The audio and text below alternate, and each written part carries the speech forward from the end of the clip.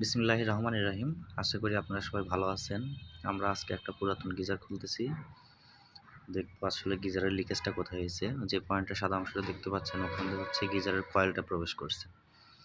এখন খুলে দেখি, লাল যে অংশটা দেখা যাচ্ছে এটা হচ্ছে সিলিন্ডারের চারপাশে গার্মেন্টসের তুলা দিয়ে এটাকে আবদ্ধ করে রাখা আছে এবং উপরে স্টিলের একটা কভার দেওয়া হয়েছে।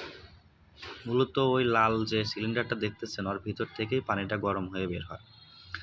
এখন খোলার চেষ্টা করতেছি, আমরা দেখি খুললে পরে আমরা সম্পূর্ণ সব কিছু দেখতে পারবো।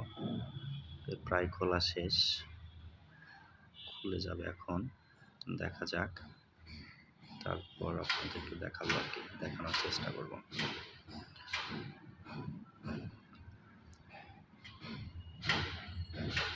অনেক চেষ্টার পরে আমরা খুলতেছি,